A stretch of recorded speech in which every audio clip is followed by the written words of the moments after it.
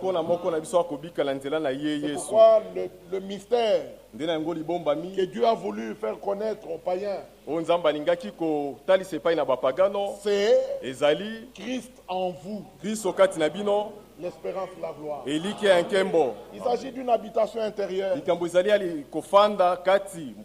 Mais ce n'est pas un homme qui vient se tailler une place à nous. Ça, c'est un mystère. Père, Fils, Saint-Esprit.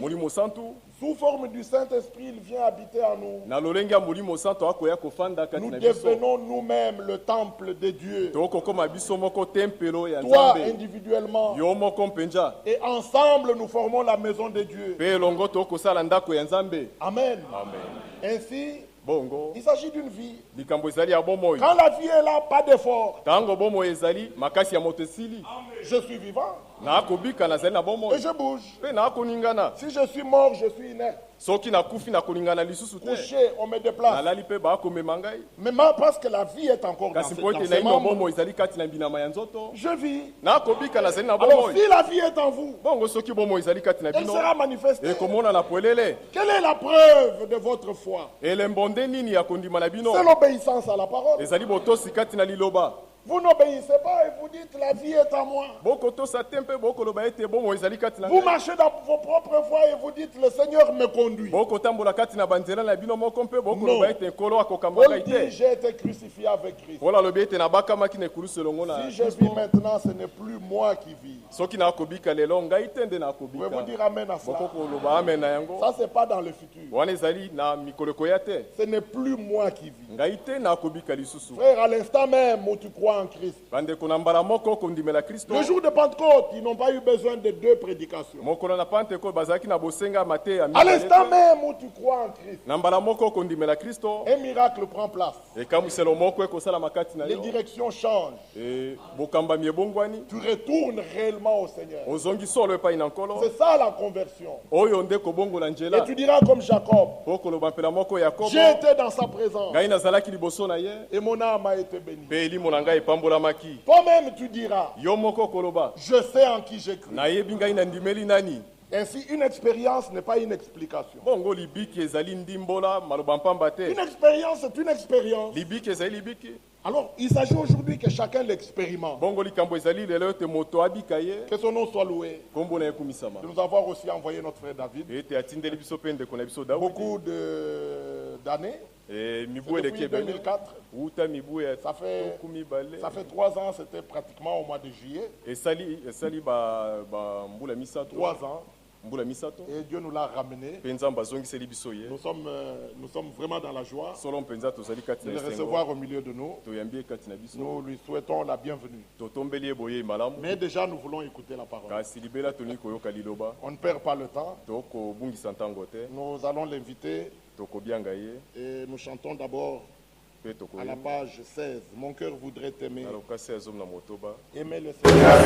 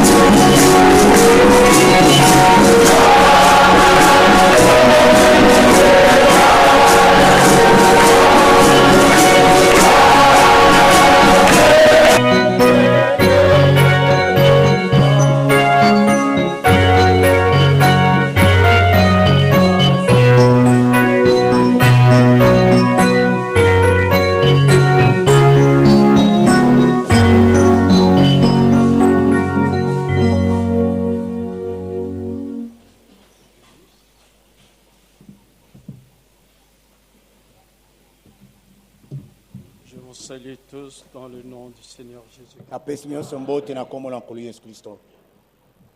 Et cela dans une très grande joie. Car j'ai désiré vivement vous voir tous.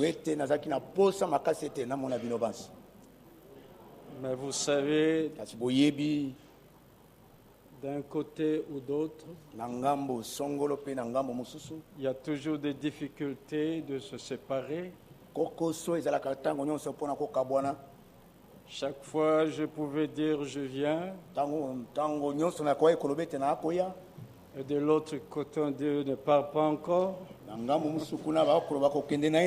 Et ça commençait à aller toujours comme ça. Je viens, ne part pas encore. Je viens, ne part pas encore. Alors j'ai dit, bon, ça ne peut pas aussi continuer comme ça. Et voilà, cette fois-ci, le Seigneur a permis. Et vraiment, je ne sais comment exprimer ma joie.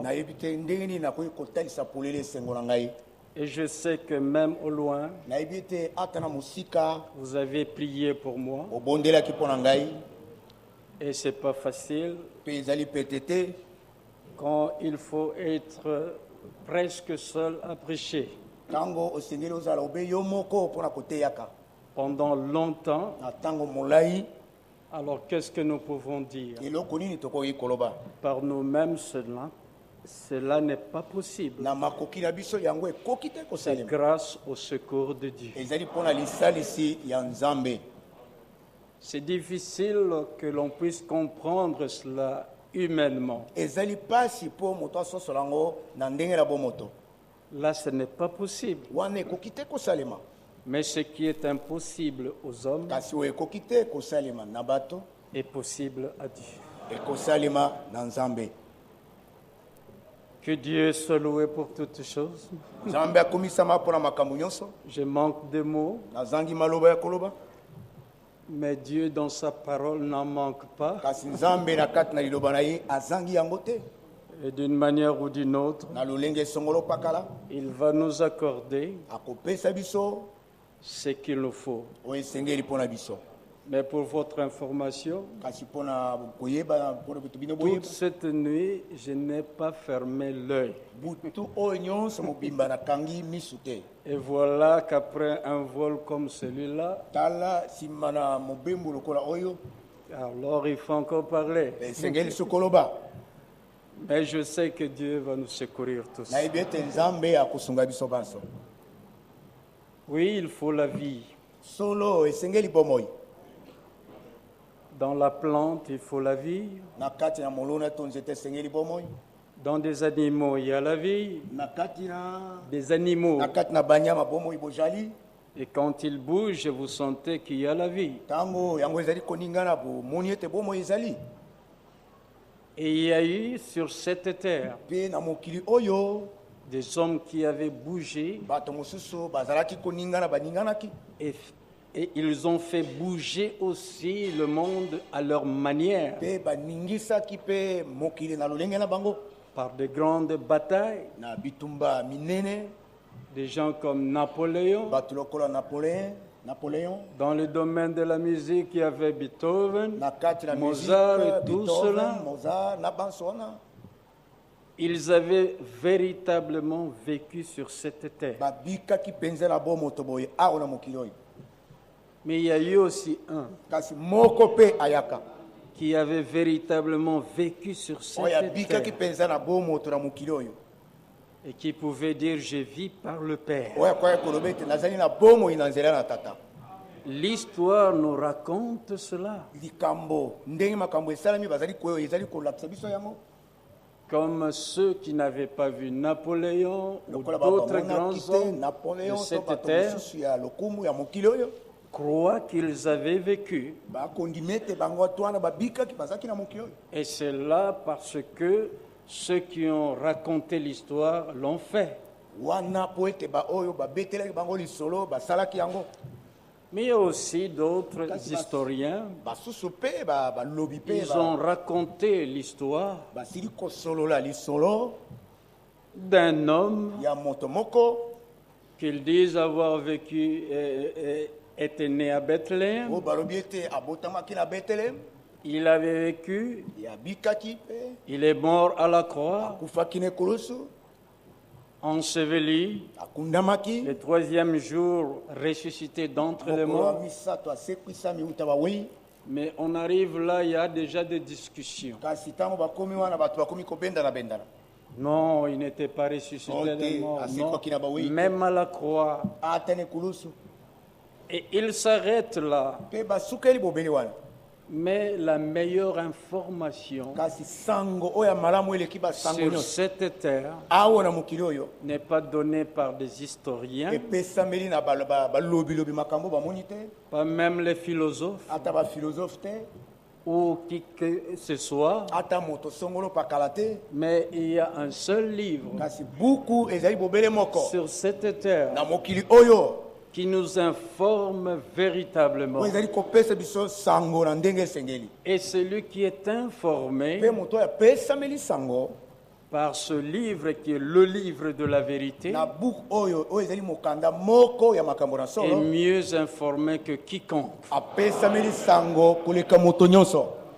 Parce que c'est le livre de la vérité.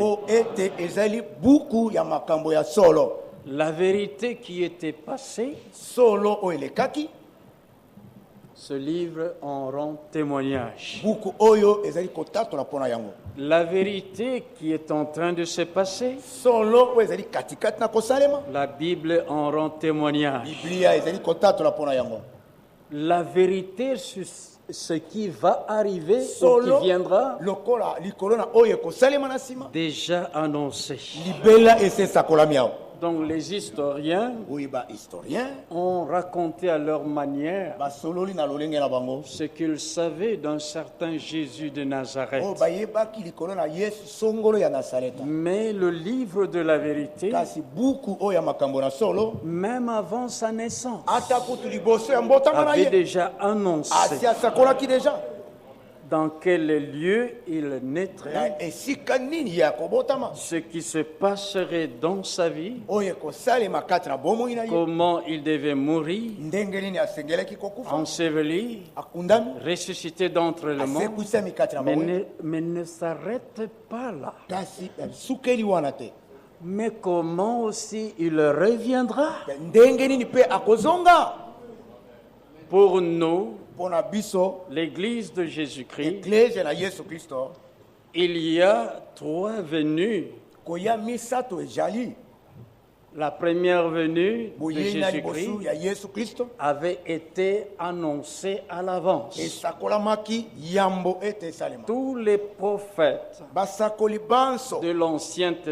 de l'Ancien Testament avait annoncé à l'avance la venue d'un seul pour le salut. Et cette annonce faite à l'avance n'est pas restée simplement une annonce, parce qu'ils n'ont pas annoncé par eux-mêmes. Comme il est écrit dans 2 Pierre 1, versets 20 à 21, sachant tout d'abord vous-même qu'aucune prophétie de l'Écriture ne peut être objet d'interprétation particulière, car ce n'est pas par une volonté d'homme, ce n'est pas par la volonté d'Ésaïe, ni la volonté de Jérémie, ni la volonté d'autres prophètes, ni la volonté d'un Habakkuk.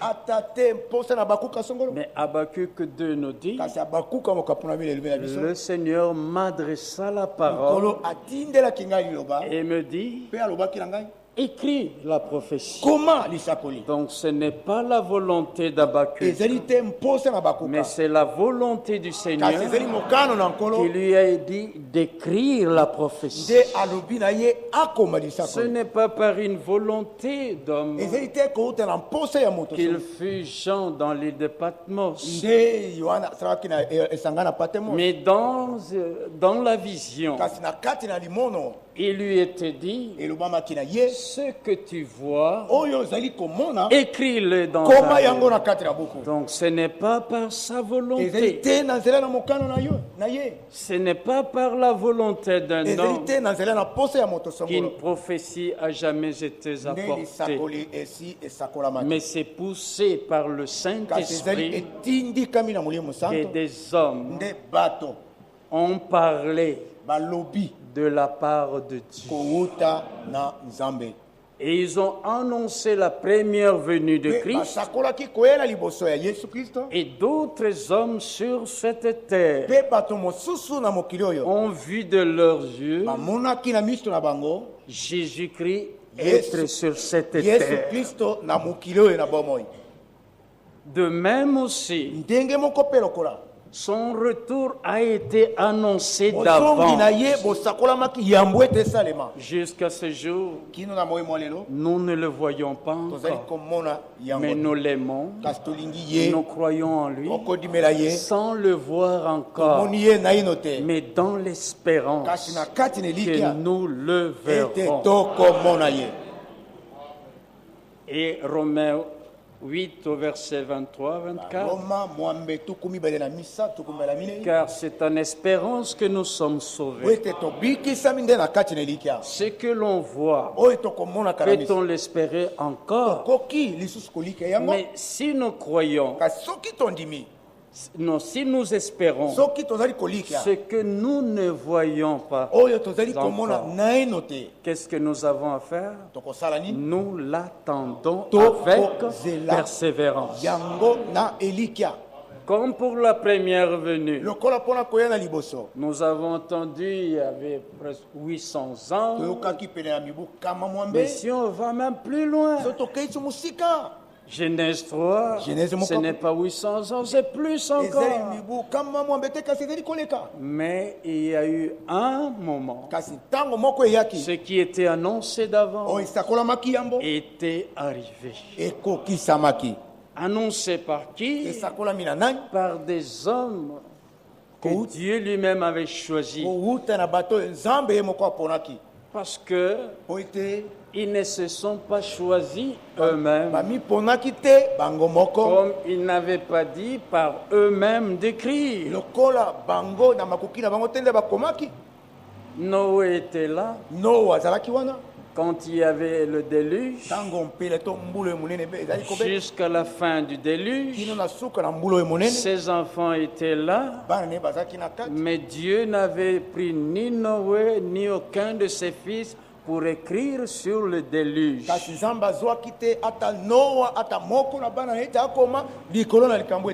prend qui il le veut. Et il fait ce qu'il a décidé de faire. Et alors dans ce qu'il a décidé de faire, n'allez pas dire je vais ajouter quelque chose. Il ne faut rien ajouter. Ne retranchez rien aussi. Parce qu'en ajoutant ce que Dieu n'avait pas très bien fait la chose.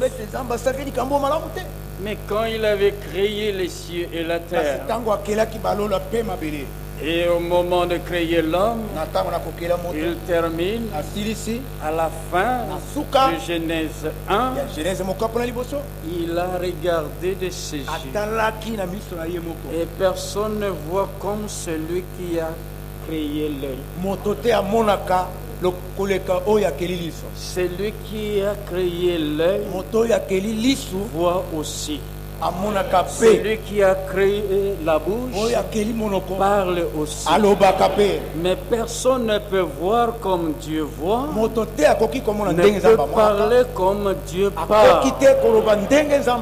Il y a eu un homme, d'autres ont dit, dans Jean 7, jamais homme n'a parlé comme cet homme.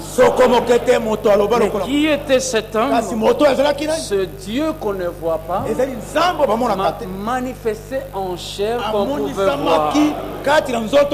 L'invisible s'est rendu visible. Et alors, Dieu prend qui il veut. Il n'a pas pris Noé. Il n'a pas pris l'un des fils de Noé. Mais avec Noé, venu plus tard, Abraham, Isaac, Jacob, les 12 patriarches, dont Lévi, et de Lévi, il y avait un homme qui a engendré Moïse. Quelle distance! C'est celui-là que Dieu choisirait pour écrire sur le déluge. Et ce qu'il a écrit, c'est la vérité, parce que ce n'est pas la parole de Moïse, mais c'est la parole de Dieu. Dieu qui a poussé Moïse à écrire. Le premier homme, c'est Adam. C'est pas Moïse. Mais Moïse a écrit sur ce qui s'est passé au jardin d'Éden. Donc vous voyez, Dieu prend qui il veut. Et il fait ce qu'il a décidé de faire. Et quand Dieu fait quelque chose, il faut savoir d'abord que Dieu est parfait. Celui qui est parfait ne peut que faire parfaitement bien les choses. Nous ne pouvons pas. C'est impossible de faire parfaitement. Mais Dieu est parfait. Il fait parfaitement les choses. Il n'y a rien à ajouter, il n'y a rien à retrancher de cela. Dieu fait ainsi afin qu'on le craigne. Et alors pour le craindre, dès qu'il a parlé, Somme 33, verset 8 à 9, que toute la terre craigne le Seigneur, car il dit et la chose arrive. Il ordonne et elle existe. Ça ne peut pas manquer d'arriver. S'il dit de faire quelque chose, ce qu'il a dit de faire ne peut pas manquer d'être fait. Et quand il commence, il ne s'arrête pas parce qu'il a rencontré une grande difficulté. Dieu est plus grand que toutes les difficultés, que toutes les circonstances. Il change les temps et les circonstances. Daniel 2, 19 à 21. Donc vous voyez ce que Dieu fait. Il le fait toujours très bien, parfaitement. Mais la vérité de base est que Dieu ne fait rien. Vous voyez, s'il n'a pas encore annoncé ce qu'il a fait. Jérémie 1, 11, 12. Qu'est-ce que tu vois, Jérémie? Je vois une branche d'amandier. Tu as bien vu. Mais qu'est-ce qu'il a bien vu? Dieu de dire à un homme qu'il a bien vu. Mais il faut lire la suite. Car je veille sur ma parole pour l'exécuter. Voilà pourquoi aussi, dans 1 Corinthiens 2, depuis le verset 11-12, L'homme naturel ne reçoit pas les choses de l'Esprit de Dieu. Car c'est spirituellement qu'on en juge. Il montre une branche d'amandier. Mais quand il dit tu as bien vu, il voulait montrer quelque chose. Il voulait montrer qu'il veille sur sa parole pour l'exécuter. Comme on appelle cet arbre-là, et amandier, l'arbre qui veille. Mais c'est de là que Dieu voulait montrer quelque chose. Ainsi, dans tout ce qu'il avait montré à l'avant, par des images ou par sa simple parole prononcée, cela devait arriver. Nous l'avions dit, la première venue de Christ était arrivée. La seconde aussi arrivera. Mais comment était arrivée la première? La parole était annoncée d'abord. Le retour de Christ, c'est toujours aussi selon sa parole. Acte 1, 11. Ce Jésus que vous avez vu allant au ciel reviendra de la même manière que vous l'avez vu allant au ciel. Qui l'avait vu en ce temps-là? Hommes galiléens. Mais qui vont le voir à son retour? Toute tribu. De véritables croyants. Pas seulement de Galiléens. Vous voyez, 1 Jean 3, depuis le premier verset, bien-aimé, voyez quel amour le Père nous a donné, ou nous a témoigné, afin que nous soyons appelés enfants de Dieu. Et nous le sommes. Enfants de Dieu, nous le sommes. Mais ce que nous serons n'a pas encore été manifesté. Deux choses. Enfants de Dieu, nous le sommes. Maintenant même, nous sommes enfants de Dieu. Mais Dieu, Romains 1, 23, et qui ont voulu changer la gloire du Dieu incorruptible. Donc Dieu est incorruptible. Mais nous sommes dans des corps corruptibles. Enfants de Dieu, nous le sommes. De quel Dieu? Du Dieu incorruptible. 1 Pierre 1, depuis le verset 22, 23, 24, jusqu'à 25. Puisque vous avez été régénérés, non par une semence corruptible, mais par une semence incorruptible. Mais quelle est cette semence? Par la parole vivante et permanente de Dieu. Dieu incorruptible par sa semence incorruptible nous a engendrés, mais nous habitons dans des corps corruptibles. Mais non, ça ne peut pas continuer comme ça. 1 Corinthiens 15. Amen. Verset 50. La chair et le sang ne peuvent hériter le royaume de Dieu. La corruption n'hérite pas l'incorruptibilité. Et il dit, voici, je vous dis un mystère. Alors, qu'est-ce qui est caché là-dedans? Je vous dis un mystère. Même si partout on peut dire C'est le chemin de toute la terre. Oui. Dans l'Ancien Testament, c'était dit. Josué a dit cela. David a dit cela. Il y en a qui disent, nous tous nous mourrons. C'est le chemin de tous. Mais là, il y a un mystère. Nous ne mourrons pas tous. Là, c'est Amen. Amen. Adam était mort.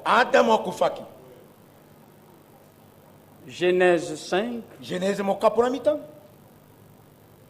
Il engendra des fils et des filles. Après avoir engendré des fils et des filles, Adam vécut, puis il mourut. Seth vécut, puis il mourut. Le troisième vécut, puis mourut. Quatrième, cinquième, sixième, puis mourut. Dieu avait dit, le Seigneur Dieu a dit à l'homme, le jour où tu en mangeras, tu mourras. Adam vécut, un homme mourut. Sept, troisième, quatrième depuis Adam, cinquième, sixième, puis mourut, homme. Enoch, un homme aussi. Mais septième depuis Adam, il marcha avec Dieu. Puis, on aimerait lire, il mourut. Oui, il ne fut plus. Mais qu'est-ce qui s'était passé? Dieu l'avait pris. Mais qu'est-ce que c'est prendre comme ça? Jean 14. Amen. Depuis le premier verset, Jésus arrive à un endroit, dit, je m'en vais vous préparer une place. Si cela n'était pas, donc c'est que cela est. Si cela n'était pas, je vous l'aurais dit. Et quand il dit, il faut le croire dans tout ce qu'il dit. C'est que ça existe. Je m'en vais vous préparer une place. Vous habitez sur cette terre dans des corps corruptibles, mais je m'en vais vous préparer une place. Et lorsque je m'en serai allé et que je vous aurai préparé une place, je reviendrai. Était-il allé? Oui, acte 1 le dit. C'est Jésus que vous avez vu allant au ciel. Il veille sur sa parole. Et il était allé. Lorsque je m'en serai allé et que je vous aurai préparé une place, je reviendrai. C'est Jésus que vous avez vu allant au ciel reviendra de la même manière que vous l'avez vu allant au ciel. S'il y a une autre manière, ce n'est pas une bonne information. Mais la bonne information, pas simplement une information, mais une information exacte. C'est dans le livre de la vérité. Il reviendra de la même manière qu'il est allé au ciel. Lorsque je m'en serai allé et que je vous aurai préparé une place, je reviendrai. Et puis, et quoi dans vos Bibles? Pour ne vous en faites mal, même si je n'ai pas encore ouvert. Et peut-être que je n'ouvrirai pas beaucoup non plus. Il y a le temps qui passe. Mais si l'on voit Jean 14, Jean chapitre 14,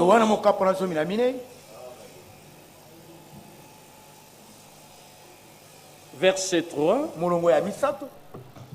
Et lorsque je m'en serai allé et que je vous aurai préparé une place, je reviendrai et je vous prendrai avec moi, afin que là où je suis, vous y soyez aussi. L'homme naturel ne comprend pas les choses de l'esprit. Il va dire, mais il l'a dit à Pierre, à Jacques et aux autres disciples qui étaient là, je viendrai vous prendre. Mais voilà, ils sont morts. Il n'est pas venu les prendre. L'homme naturel ne comprend pas les choses de l'esprit de Dieu. Et ils ont commencé. L'Église a commencé.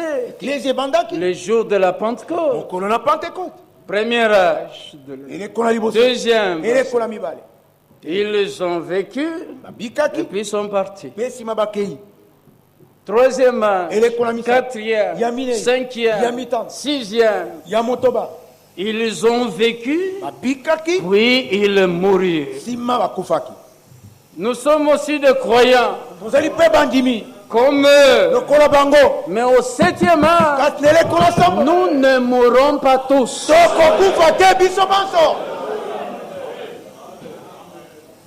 Parce que c'est à la fin de de cet âge de l'Église, Jésus va revenir.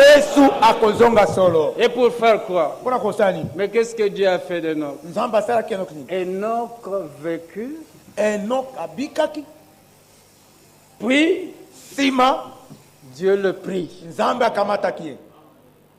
Lorsque je m'en serai allé et que je vous aurai préparé une place, je reviendrai et je vous prendrai. Le même verbe prendre. Luc 17, Matthieu 24. De deux hommes qui seront dans un même champ, l'un sera quoi? Pris encore, l'autre est laissé. C'est que c'est l'enlèvement. Mais pourquoi tu dis enlèvement? Hébreux 11. Amen. Verset 5, allez 6, comme vous pouvez aller encore. Enoch ne vit point la mort. Pourquoi? Ne donnez pas une autre raison. Parce que Dieu l'avait enlevé. Nous ne donnons pas de signification personnelle, ni d'interprétation personnelle. Nous l'avions entendu. Cela signifiait que le Saint-Esprit montrait quelque chose. Que les dons là, le Saint-Esprit montrait quelque chose. Que le chemin du lieu très saint n'était pas encore ouvert. Tant que le premier tabernacle. Voilà la signification. Ne donnons pas d'autres significations. Hébreux 11, verset 11. Sarah, malgré son âge avancé, fut rendue capable d'avoir une postérité. Pourquoi? Parce qu'elle crut à la fidélité de celui qui avait fait la promesse. Nous ne donnons pas d'autres. Elle fut rendue capable parce qu'elle crut à la fidélité de celui qui avait fait la promesse.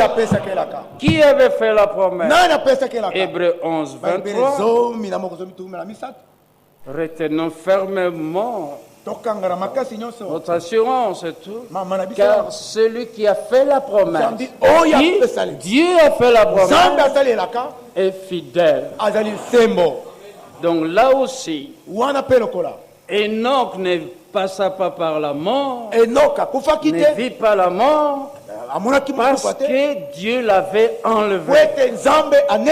Genèse 5, Dieu l'avait pris.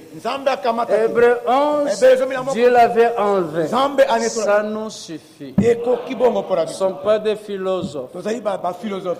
Ça suffit, donc c'est l'enlèvement. Je m'en vais vous préparer une place. Je reviendrai et je vous prendrai.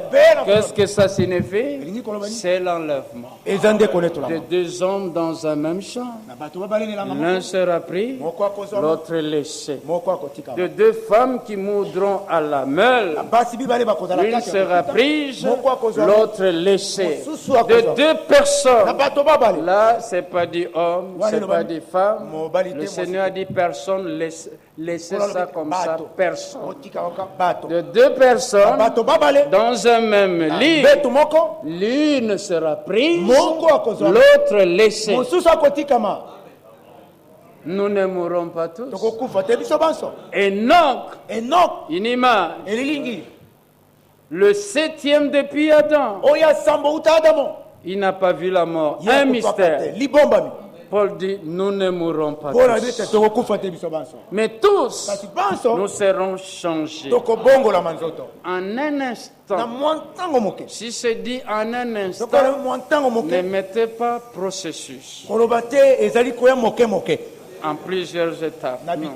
C'est écrit en un instant. En un clin d'œil. À la dernière trompette. Ne la sonnez pas. Attendez-la quand elle sonnera.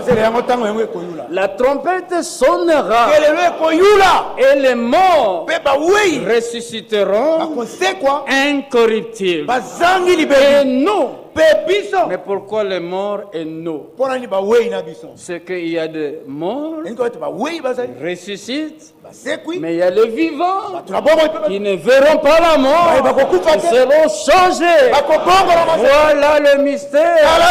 N'en inventons pas plusieurs. Alors, pourquoi? Car il le faut. Pas si les gens le veulent. Ou si les gens font beaucoup de bruit. Mais car il le faut que ce corps corruptible revête l'incorruptibilité et que ce corps mortel revête l'immortalité. Dieu incorruptible, par sa sémence incorruptible, a engendré des enfants qui vivent dans des corps corruptibles.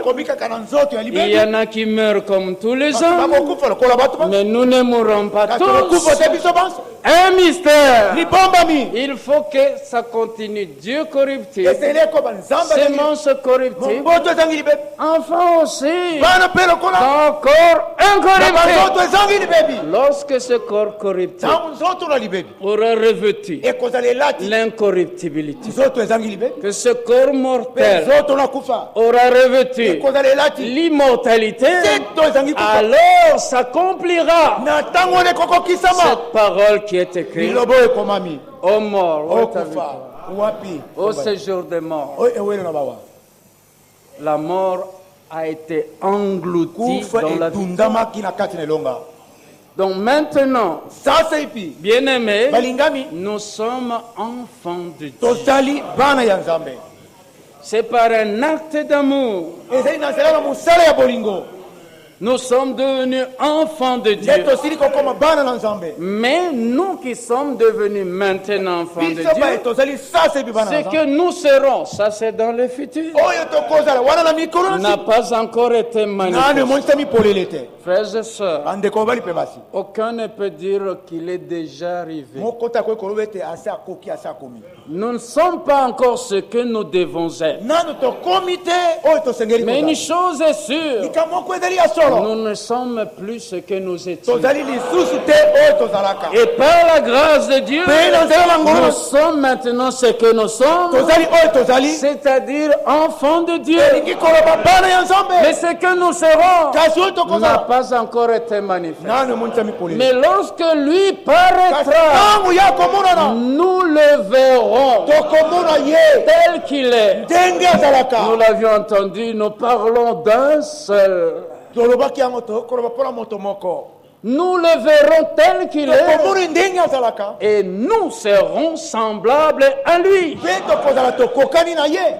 Ça c'est merveilleux. Donc nous n'allons pas fabriquer être semblables à lui. Parce que c'est ce que nous serons. Ce que nous serons n'est pas encore là. Comment on peut fabriquer ça? Il faut attendre que ça soit. Mais comme cela est écrit, comme cela arrivera, nous le verrons tel qu'il est et nous serons semblables à lui. Mais maintenant, nous sommes enfants de Dieu, mais dans des corps d'enfants d'hommes. Et 2 Corinthiens 5, verset 1, depuis le verset 1. Bon, j'ai un peu de problème avec les lunettes, mais je peux faire comme ça. Bon, ça va, on y va. 2 Corinthiens, chapitre 5, verset 1. Nous savons en effet que si cette tente où nous habitons sur la terre est détruite, nous avons dans le ciel un édifice qui est l'ouvrage de Dieu, une demeure éternelle qui n'a pas été faite de main d'homme. Nous lisons encore. Nous savons en effet que si cette tente où nous habitons sur la terre, sur la terre nous habitons où? Qui est-ce nous alors qui habite sur la terre? Au commencement, l'homme était devenu une âme vivante. Le corps est là, une demeure sur la terre. Nous habitons. Comme Paul pouvait le dire, j'aimerais mieux quitter ce corps, être près du Seigneur. C'est de loin meilleur. De loin. Il n'y a pas de comparaison possible. Être auprès du Seigneur et être sur cette terre avec toutes ces souffrances, toutes ces difficultés, et nous vivons dans des temps difficiles. Le matin, vous pouvez sourire, la nuit, il y a une mauvaise nouvelle. Mais auprès du Seigneur, il n'y a que féliciter. Mais nous habitons dans cette temps, sur la terre. Mais si elle est détruite, nous avons dans le ciel. Mais qui est ce nous? Donc nous devons savoir que l'homme est une âme vivante. Sur cette terre, habitant dans ce corps. Vous voyez comment dans 2 Pierre 1, depuis le verset 16, comment Pierre dit, c'est subitement que je quitterai cette tente, comme le Seigneur me l'a fait connaître. Et dans Apocalypse 12, quand vous voyez ce qui arrivera, depuis le verset 7 jusqu'à 9, 10, 11, Michael et ses anges vont combattre contre le dragon et ses anges. Mais le dragon et ses anges, Apocalypse 12 dit, n'ont pas été trouvés les plus forts, précipités sur la terre. Et il nous voit un moment qui va dire, donc, comme il est écrit là, le salut est arrivé. Réjouissez-vous, cieux, et vous qui habitez dans les cieux. Mais qui sont ceux qui habitent à ce moment-là dans les cieux? Ce sont ceux qui avaient habité sur la terre dans cet temps. Mais à ce moment-là, habitants du ciel. Cela me réjouit, Philippiens 3. Nous sommes citoyens des cieux. Mais comment un citoyen d'un pays qui n'arrive même pas, qui n'est pas dans ce pays-là? Nous savons qu'il nous a ressuscités ensemble avec lui, assis dans les lieux célestes, mais habitants, citoyens des cieux, mais habitants sur la terre. Mais lui-même qui a créé les cieux, au commencement, Dieu créa les cieux et la terre. Il créa l'homme à son image, selon sa ressemblance.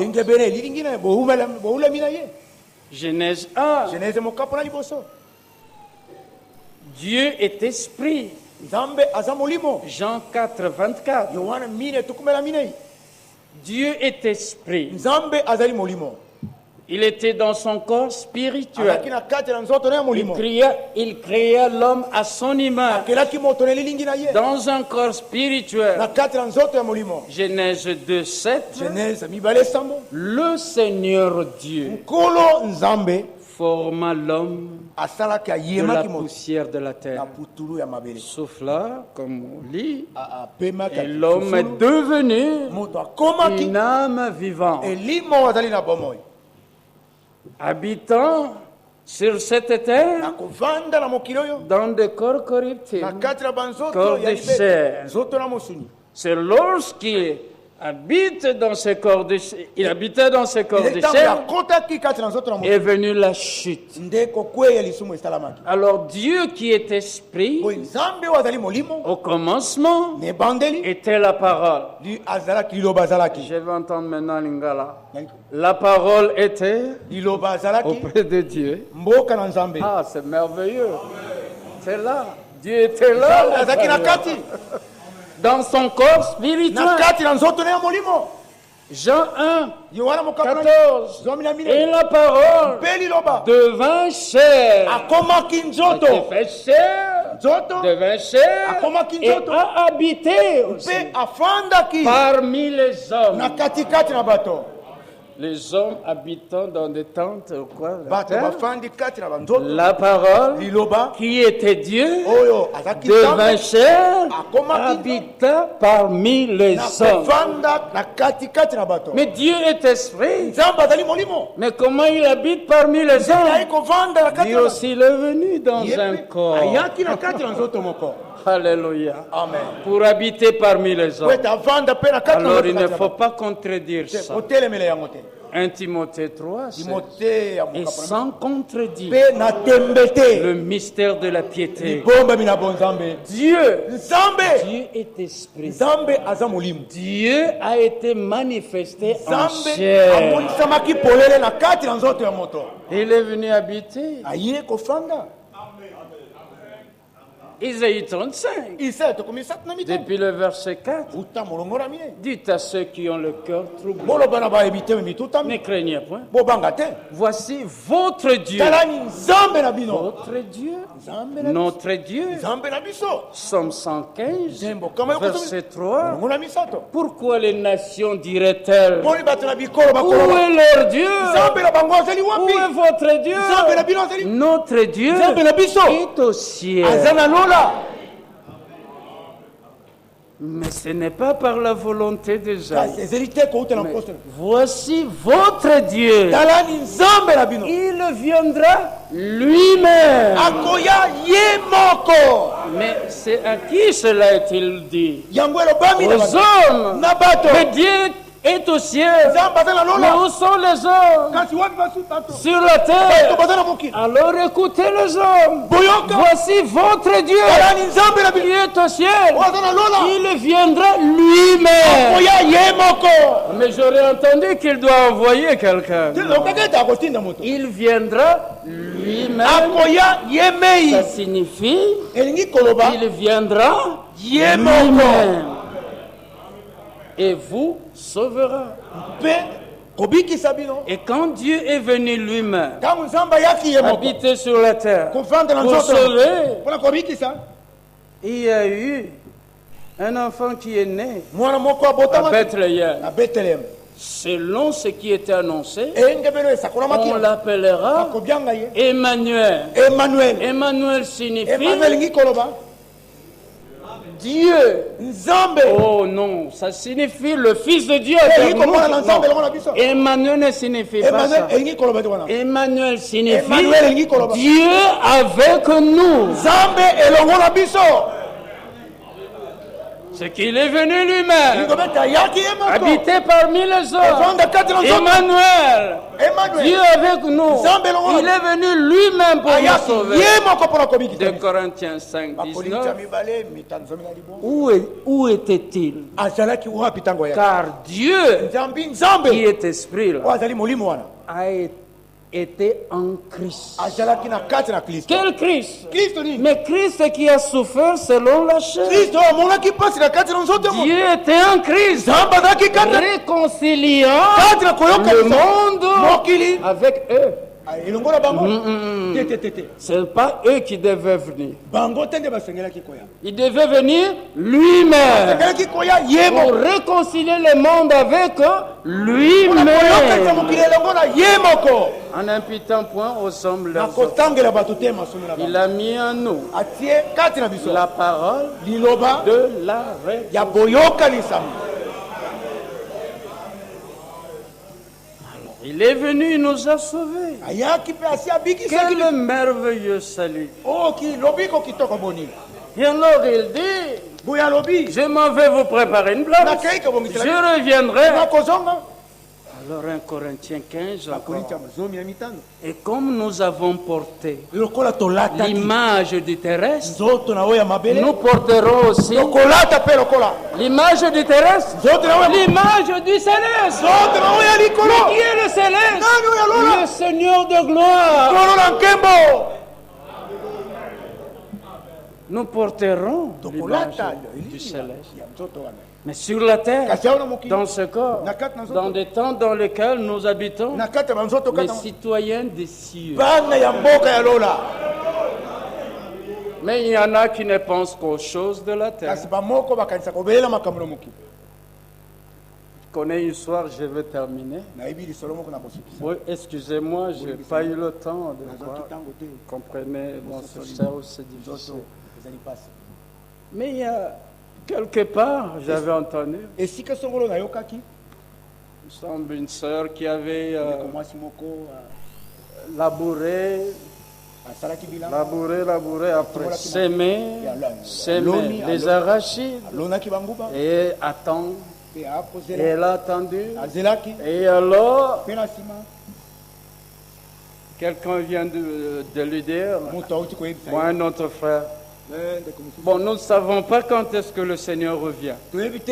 Mais si par exemple, on pouvait entendre qu'il vient aujourd'hui, ah non, que je puisse un peu cueillir pour récolter mes arachides, que le Seigneur attende. Non, il ne faut pas penser seulement aux choses de la terre.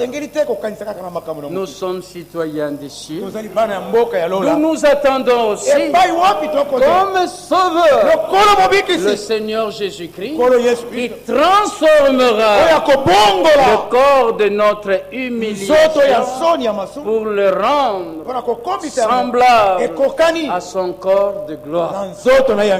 Alors il faut combattre le bon combat. 1 Corinthiens 9 dit dans le stade plusieurs coups, mais un seul remporte. Mais courez de manière à le remporter.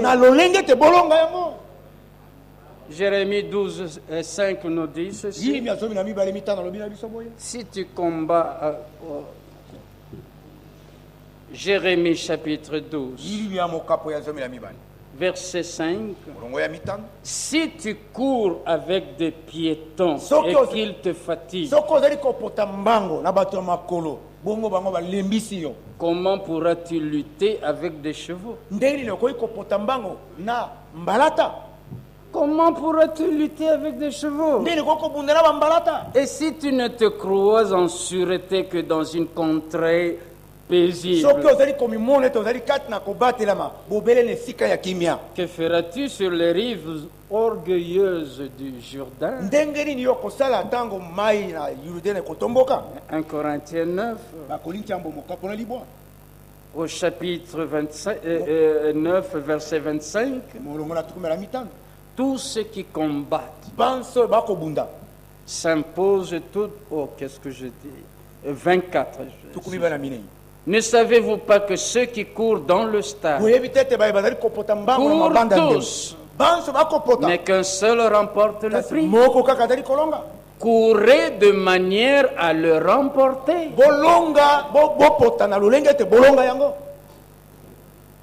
Verset 26. Moi donc je cours non pas comme en l'aventure. Je frappe mais pas comme battant l'air.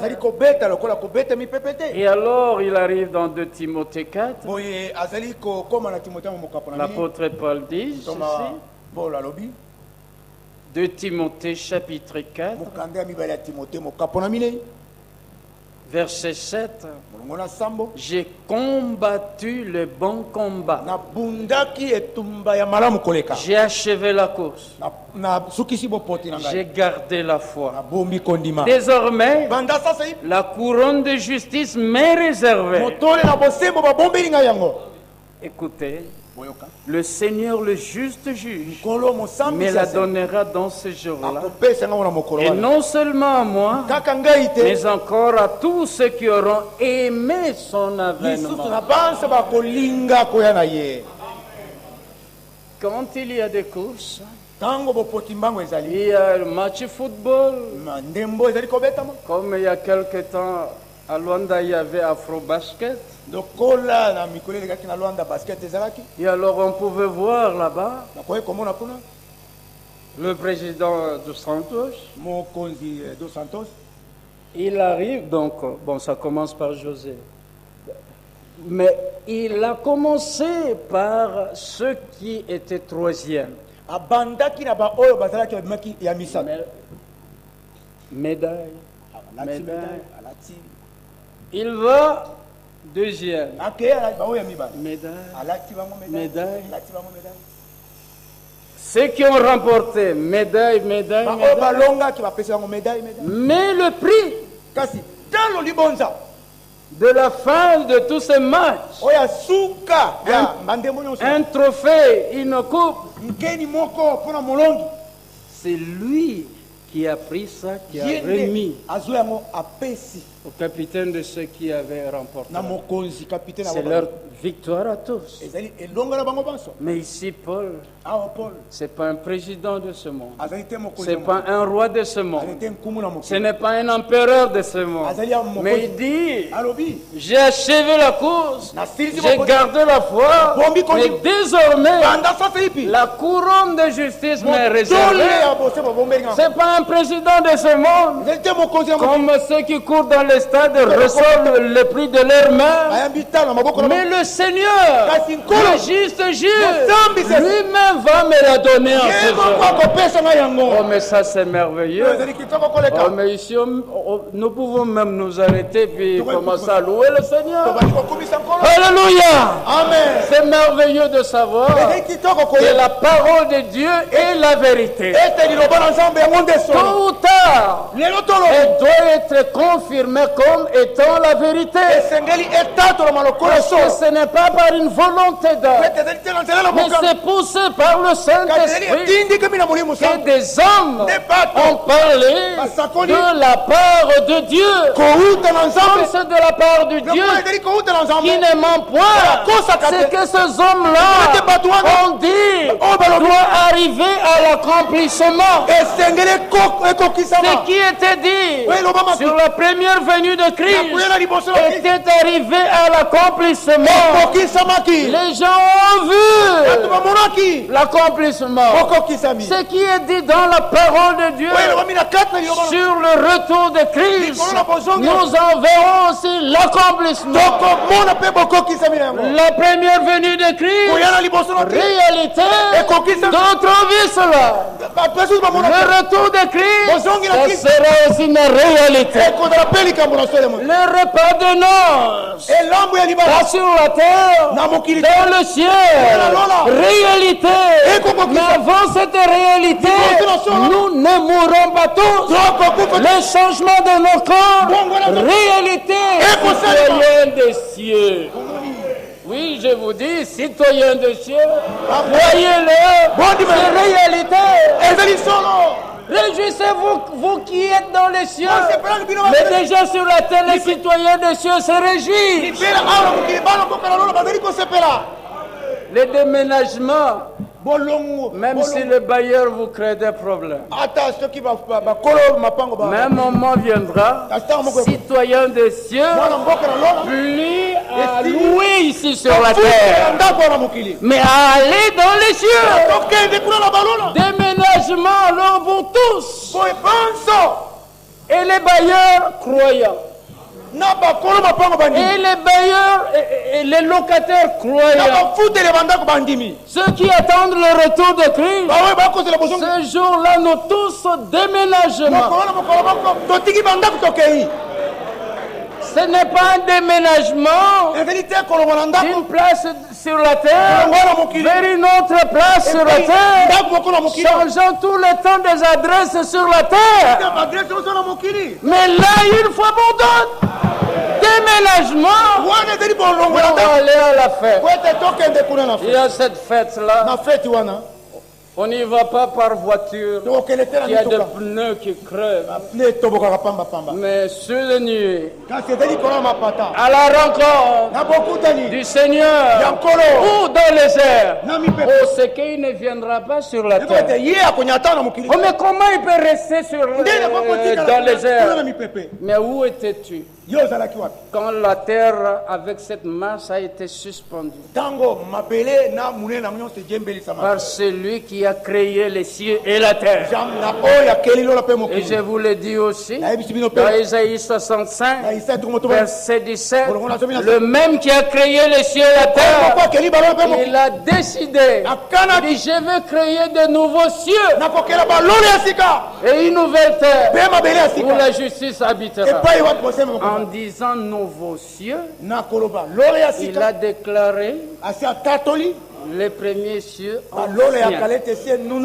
En disant nouvelle terre, c'est une déclaration que la première terre sur laquelle nous habitons ici, ancien, et ce qui est ancien, qui a vieilli, est près de disparaître. Mais comment ça va disparaître?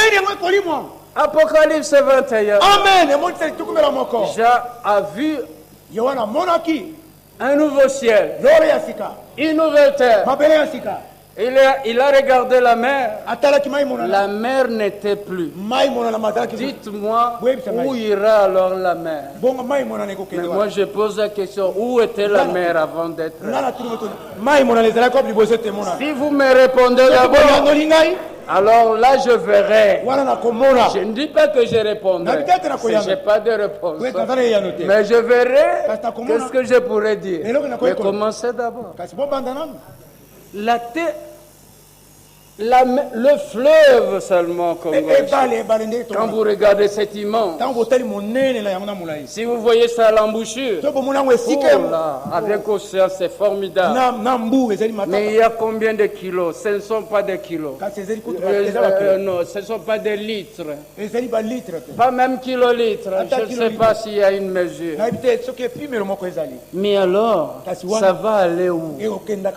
Mais dites-moi aussi, quand le grand médecin intervient pour guérir, on regarde là, il y avait quelque chose dans le corps. Dites-moi, c'est sorti par où? Mais c'est une réalité. Ça me suffit. Les premiers cieux, c'est une réalité. La terre là, c'est une réalité. Les nouveaux cieux aussi. Réalité. La nouvelle terre aussi. Réalité. Déjà ici, nous nous réjouissons. Est-ce qu'il y a un cantique de réjouissance? Que Dieu vous bénisse tous. Je suis tellement heureux de vous revoir. Dieu vous bénisse richement. Je ne sais pas qu'est-ce qu'on peut faire. Chanter ou quoi? Bon. Amen. Gloire soit rendue à notre Dieu. Il nous réjouit ce matin. Nous avons entendu par frère Katalai. Nous avons entendu par frère David. C'est merveilleux de se savoir aimer de Dieu. Des hommes se dépensent. Il n'a pas dormi toute la nuit. Il n'a pas dormi toute la nuit. Mais est-ce que ça, c'est notre problème? C'est le problème de Dieu. Nous voulons écouter la parole. Alors que Dieu leur renouvelle la force. Est-ce qu'il a parlé comme un homme qui n'a pas dormi la nuit? Gloire soit rendue à notre Dieu. Alors c'est un temps de préparation. Enoch marcha avec Dieu. C'est le témoignage qui lui fut rendu. Et il ne fut plus trouvé. Frère, bientôt on nous recherchera, on nous trouvera plus sur la terre. Puissiez-vous vous lever. Nous allons encore remercier, louer Dieu.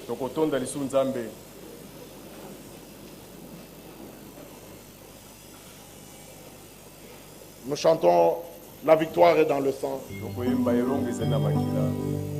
La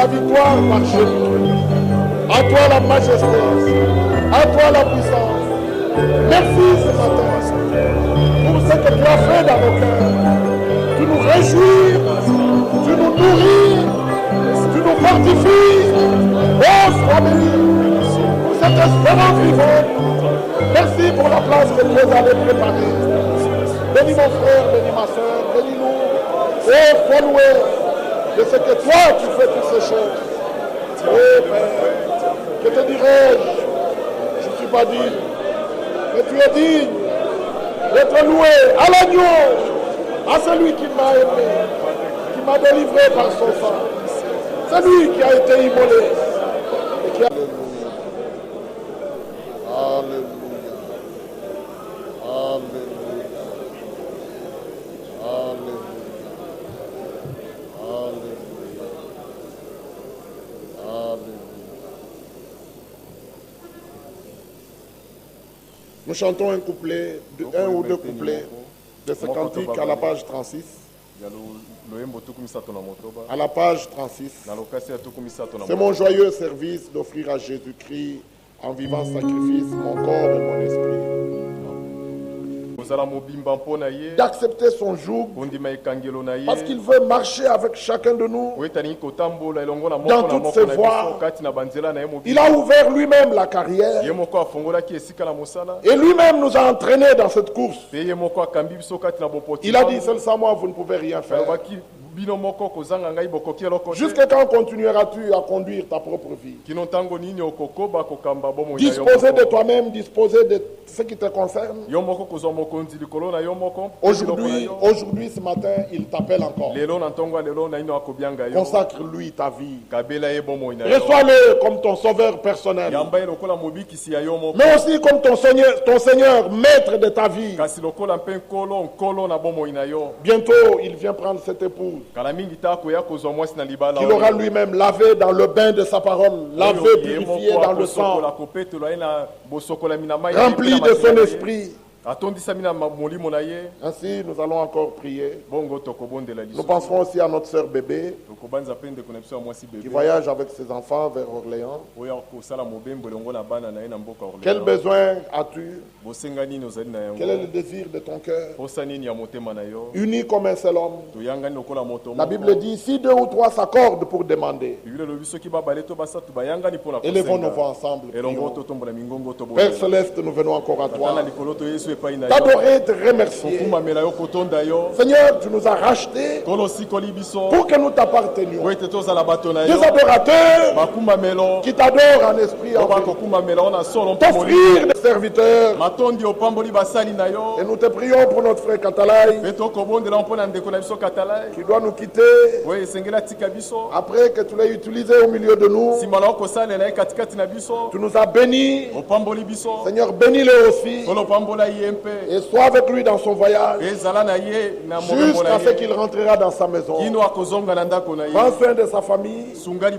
Bénis encore ce ministère. Pour nous, Seigneur, tu as dit, ils seront tous enseignés de Dieu. Merci, Père Saint, de nous épargner de tout égarement. Parce que l'onction qui est sur nous nous enseigne toutes choses. Mais c'est toi qui as établi ce ministère. Sois loué, Père, de ce que nous sommes conduits dans tes voies. Et ta lumière luit pleinement dans nos vies. Merci de nous donner tout ce que nous te demandons selon ta volonté, afin que ton nom soit glorifié. Sois avec chacun sur le chemin de retour, jusque dans nos maisons, partout où nous serons. Accorde-nous de penser, repasser ces choses dans nos cœurs, conscients que nous sommes étrangers, voyageurs sur cette terre, citoyens du ciel, concitoyens des saints, héritiers de Dieu, co-héritiers de Christ. Nous n'avons point de cité permanente sur cette terre. Merci notre Dieu de nous accorder de prendre part aux souffrances de Christ. Peu importe les épreuves, les tribulations, nous croyons que c'est pour notre bénédiction. Ainsi, sois glorifié en toutes choses. Dans le nom du Seigneur Jésus-Christ, nous t'avons ainsi prié. Amen. Amen. Que Dieu vous bénisse tous. Assurément, l'homme ne vit pas de pain seulement, mais de toute parole qui sort de la bouche de Dieu. Ce qu'un tel serviteur n'a pas dit, un autre le dit. Ils ne se contredisent pas, ils se complètent. Alors nous ne laissons pas quelques écritures de côté. Nous croyons toutes choses selon l'écriture. Que Dieu soit béni. Notre frère Katala, il doit voyager mardi. Est-il d'accord d'amener... Êtes-vous d'accord? Parce que lui doit être d'accord. D'apporter nos salutations à nos frères et sœurs partout où il passera, jusqu'à Likasi. Il semble que votre amène est faible. Que Dieu le bénisse. Dieu nous a bénis richement. Tous les ministères sont utiles. N'oubliez pas de penser à lui dans la prière. Amen. Que Dieu bénisse notre frère David. Dieu l'a fortifié, il l'a soutenu. Qu'il bénisse tout son séjour avec nous jusqu'au jour où il retournera à Rwanda. Bon, entre-temps, si le Seigneur revient, nous partons. Que Dieu vous bénisse tous. Qu'il soit avec chacun de vous aussi. Qu'il bénisse maman Marie. C'est la maman de notre frère Firmin. Elle est aussi notre sœur. Que Dieu la bénisse. Que Dieu vous bénisse tous. Que dirons-nous donc dans toutes ces choses? Si Dieu est pour nous, qui sera contre nous? Mort ou vivant, nous sommes au Seigneur. Nos cadavres sont des cadavres précieux pour Dieu. Même s'il a pourri dans la tombe, il est toujours précieux. Il y a un jour qui est réservé par Dieu. Frère, nous nous reconnaîtrons tous. Dieu soit loué. Nous allons chanter un dernier cantique. Mais avant cela, nous vous transmettons les salutations de notre frère Stéphane de la Hollande, qui vous salue tous au nom du Seigneur Jésus-Christ. Nous chantons un dernier cantique.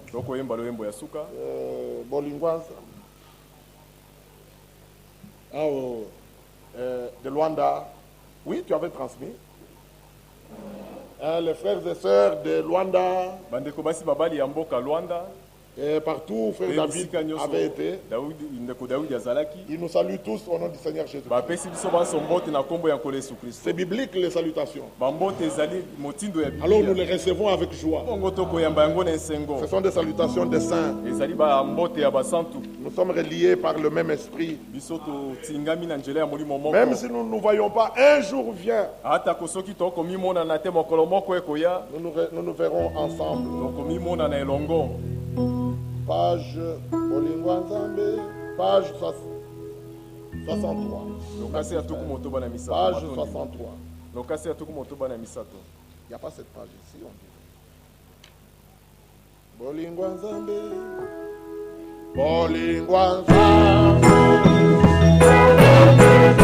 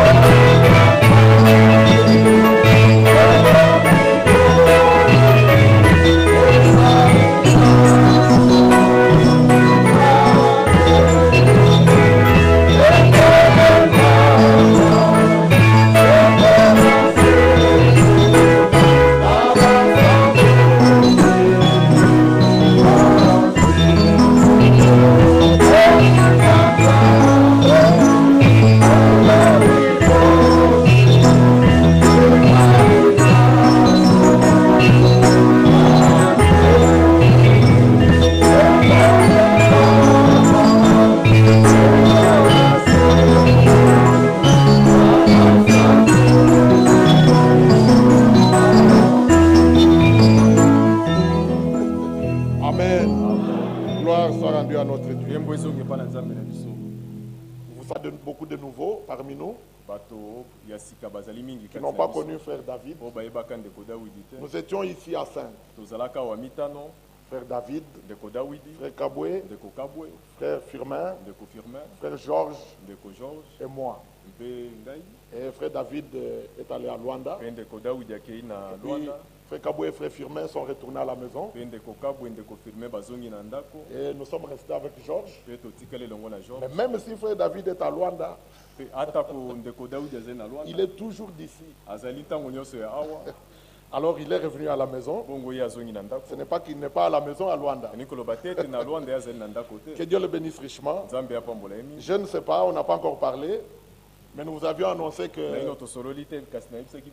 le mariage coutumier s'était déjà fait. Et bientôt ce sera la bénédiction. Et bientôt frère David sera marié. Beaucoup se demandent, mais non, ne vous demandez rien. C'est Dieu qui donne le mariage. Et il fait chaque chose bonne en son temps.